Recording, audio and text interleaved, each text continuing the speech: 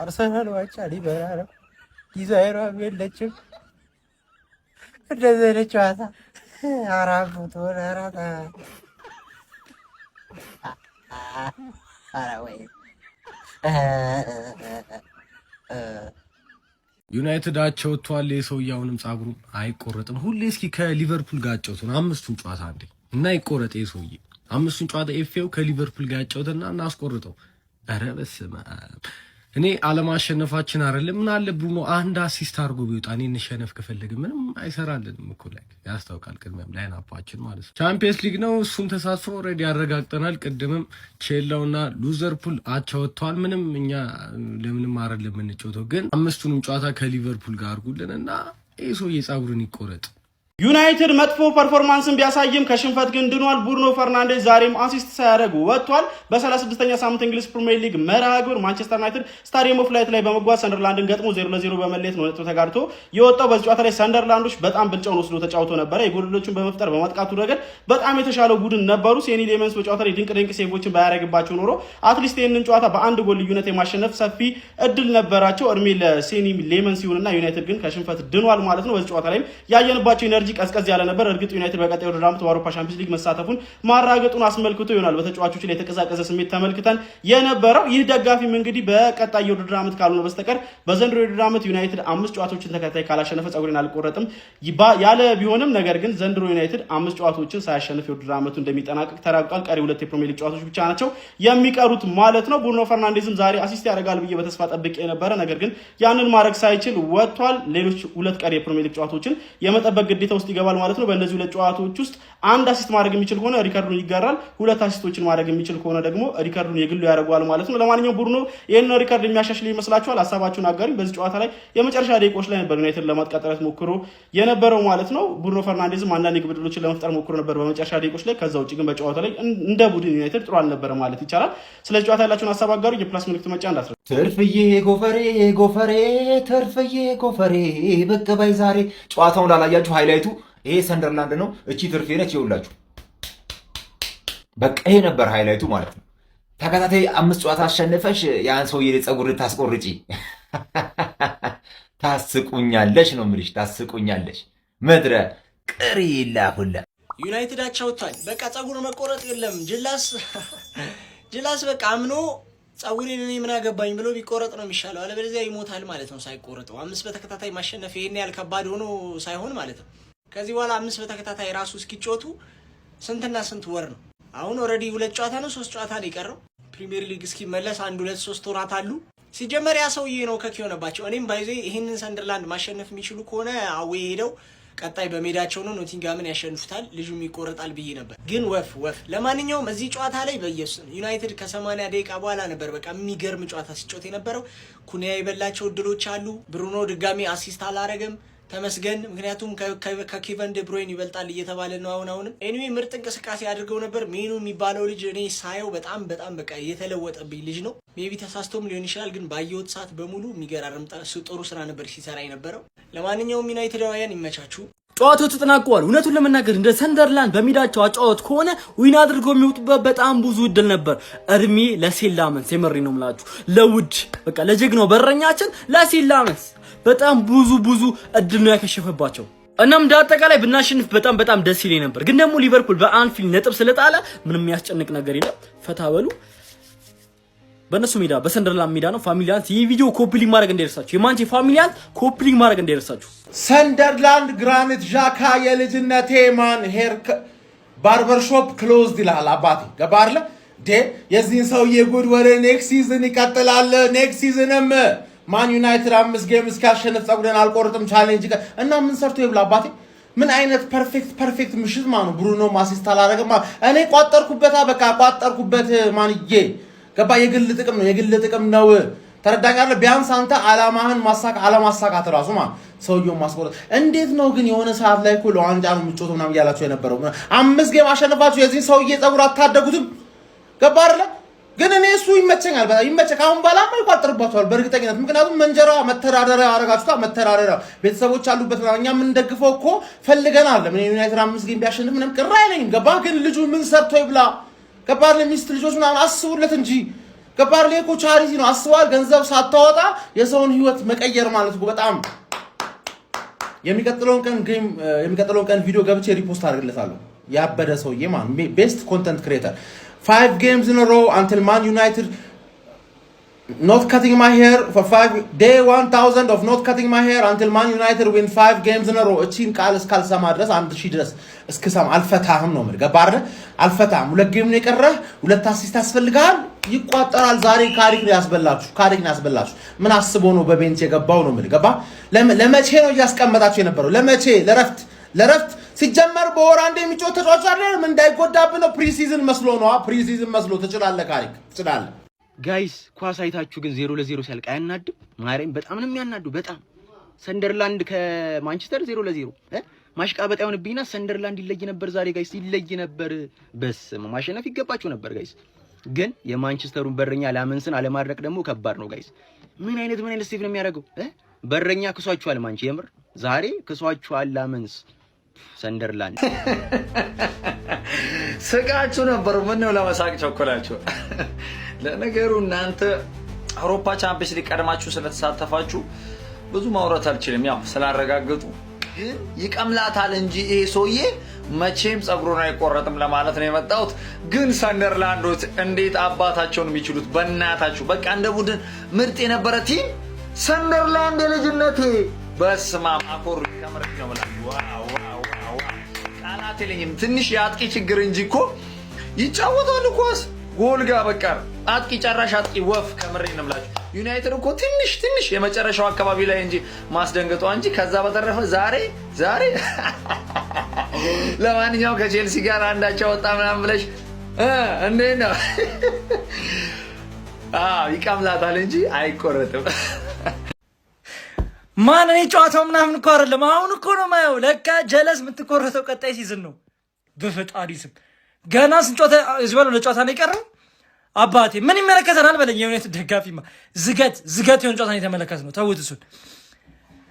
ኧረ ላሽ 2 ዓመት በፈጣሪ ስም ከዛ በላይ ሊሆን ይችላል ማለት እኮ ነው። አሁን ዩናይትድ አሪፍ ሲዝን አሳለፈ ማለት ይቻላል። ከነበረበት ካሪ ከመጣ በኋላ 3ኛ ድረስ መጥቶ ማን ሳይቆረጥ ማን አይመለከተንም በለኝ።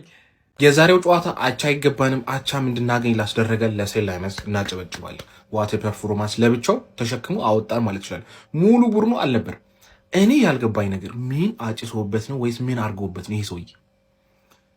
አማድ ኳሱን ለአማድ ስጡት እንዳልተባለ አማዲኒዮ እንዳላልን እንደዚህ ፍሎፕ እያንዳንዱ ኳሶቹ ሲያስጠሉ የሚያደርገው አይታወቅ። ካሪክ ደግሞ ዛሬ ተፍታቱብናል። ባለፈው በሊቨርፑል ጨዋታ እንደዛ ግራ ገብቶ ተቀይሮ ሲገባ እያየ ነው። እምቤሞን ቤንች ያደርጋል አማድን ስታርቲንግ 11። የዛሬው ግን ተርፈናል። መሸነፍ ነበረብን ነበር እንደ የሆነ ጨዋታ ማለት ይሄ ነው። ያራዳ ልጆች ሆነ ብዬ ነው ያረፈርኩት። ሆነ ብዬ ነው ማለት ምክንያቱም ጨዋታውም እንደዚሁ ዘግይቷል። ከተጠበቀው አንሷል ነው ማለት ትንሽ ግለት ይታይና በቃ መጡ ሲባል ወዴት እንደሚሄዱ ጠራራ ፀሐይ ይመታቸዋል መሰለኝ። ወዴት እንደሚሄዱ ተጫዋቾቹም አይታወቁም ማለት ነው። እንዲህ ግን እያለን አንድን ተጫዋች አለማድነቅ አንችልም። ዣካ ምን አይነት ተጫዋች ነው? ጎቤው ምን አይነት ክላስ ያለው ተጫዋች ነው ነው ሜዳ ውስጥ እንደ እድሜው የሚጮት አይመስልም ማለት ነው። እጅግ በጣም አስደናቂ ነበረ። ማንቸስተር ዩናይትዶች ቤት ደግሞ እጅግ በጣም ልዩ የነበረው ግብ ጠባቂው ሲለማንስ ነው። ምን አይነት ግብ ጠባቂ ነው ወዳጅ? ምን አይነት ነው ማለት ፉት አድርጎ ነው የገባው መሰለኝ። ጠዋት የሆነ ቦታማ ደርሶ ሳይመጣ የቀረ አይመስለኝም። የሚገራርሙ ኳሶችን ነው ሲያድን የነበረው ማለት ነው። ያው ሰንደርላንዶች የተሻለ የግብ ዕድሎችን ሲሞክሩ ነበረ ማለት ነው። በማንቸስተር ዩናይትድ በኩል ይህን ያህል ነው የሚባል ነገር ነበር እንቅስቃሴ ስናይ የነበረው። ሀሳብ አስተያየት እናንተ ነው። ሼር ኮፕሊንግ ይደረግ። ስለ ጨዋታ ውስጥ ምንድን ነው እንዴት ነው? ማንቼም በቦሌም ቶፕ 4 ጨርሳለች። ጣቷን ግን ይሁን ጨዋታው አልቋል። ይኸውልህ ካሪክ ይሄን ጥምረት ድጋሚ ዘንደገመ። በፍጹም አማድ ሲጀመር ሶስተኛ ወገን የሆነ አካል ቀጥሮት ነው እንጂ የኛ ቲም ተጫዋች አይደለም በፍጹም ማለት ነው። ኩኛ አንተ ዳንሱ ላይ ፎከስ እያደረግክ ኳሱን ትተዋል። እኔ ዛሬ ብሩኖ አሲስት እንዳያደርግ ያደረጋችሁን ጥረት አድንቄያለሁ። በቃ በጣም ትችላላችሁ። ሲጀመር እምቡሞ አልገባም፣ አብዱኪያር ነው የገባው። አንተ ሲጀመር በጣም ብሶባል። አብዱኪያር ረፍ። በቃ እኔ ልነግርህ በጣም ብዙ ጊዜ ፈልጌ ሰው እያደመጠኝ አይደለም። ይሄ ሰውዬ ጤነኛ አይደለም። ዛሬ ሰንደርላንድ ነው ነጥብ የጣለው። ሰንደርላንድ ነጥብ ጣለ። በቃ ግልጹን ስንል ሜኑ ብቻ አንተ ኑር። ወይኔ ሜኑ እና ብሩኖ፣ ወይኔ ማጉዌር ወይኔ ልጅ እናንተ በቃ ፐርፌክት አትደገሙ ነው የምላችሁ። እናንተ በቃ ኑሩ። ይሄ ጥምረት ግን እንኳን አወቅንባችሁ በደንብ ማለት ነው። ጉር ትሰሩን ነበረ። አሁን የምናስፈርመውን ተጫዋች እናሳድጋለን ማለት ነው። በእነ አብዱኪያር አንዘልቅም። ይመቻችሁ። አንቺም 0-0 እኔም 0-0 አጫወትሽ 0 ምንድነው ደግሞ ዛሬ ይዘሽ ተጫወት እንጂ ምንድነው እንዴ? ከአንዱ ወይ ከጨዋታው ወይ ከመብራቱ ወይ ከማሸነፉ ሆነ ነገሩ ነው እንጂ ዛሬ ደግሞ ምንድነው የጠበሸው ኳስ ነው እያየሁ ያለሁት።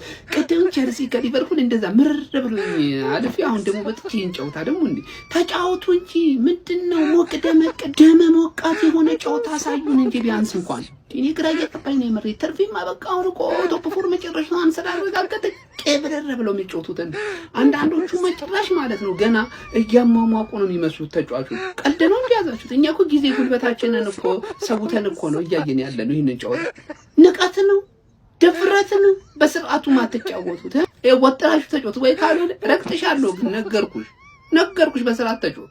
ቀልድ ነው እንዲያምተን እንዳለቀ 0-0 እኔ እንደዚህ አይነት ቅርዝዝ ያለ ጨዋታ እኔ እንደው ወረብ ኢየሱስ እንዴት ከእንቅልፍ ጋር እየታገልኩ እንዳየው በእውነት ነው የምላችሁ። ደክሞኝ ስለሆነ ይሁን አላውቅም፣ ግን በቃ በጣም የደከመ ጨዋታ በኢየሱስ እንደ ፈርስት ሃፍ ላይ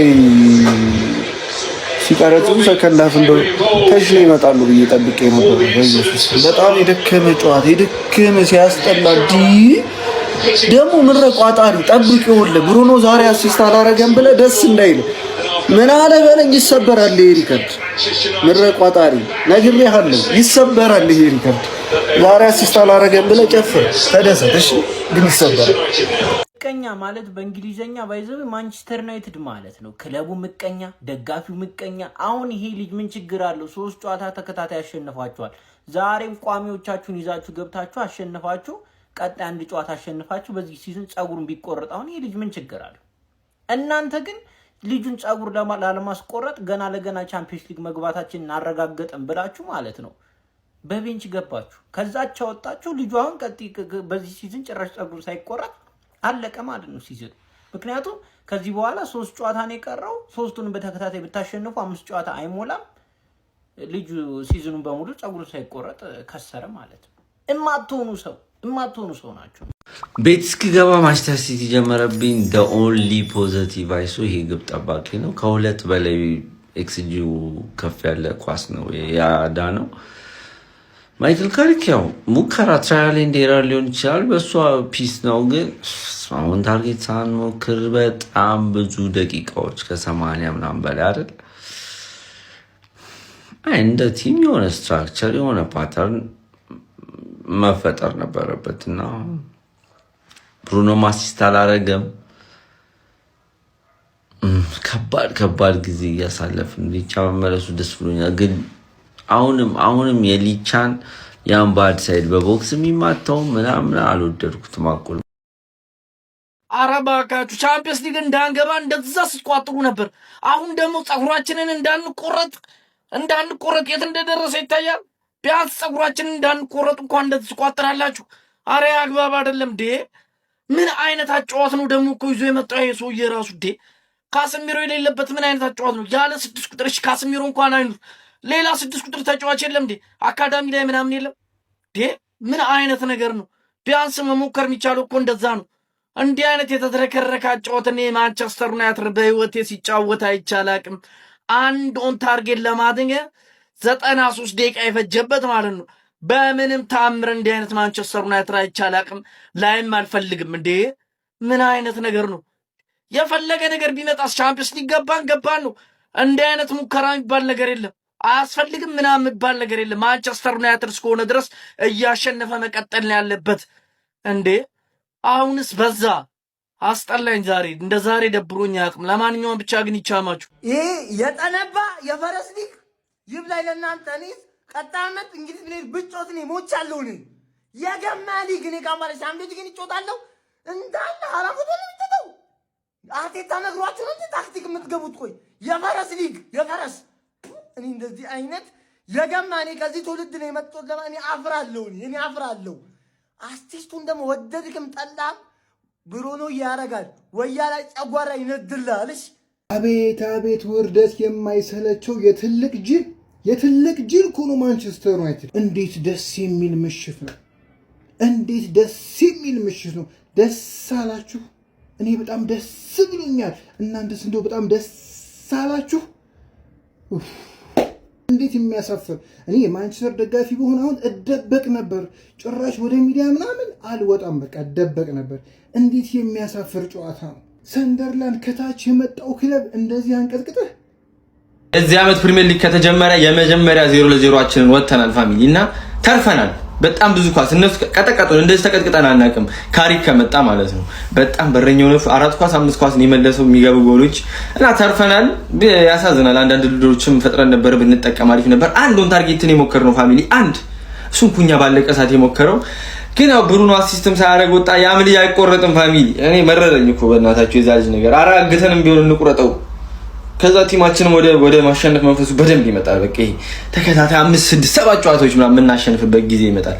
እናግተውና እንቁረጠው ያንን ልጅ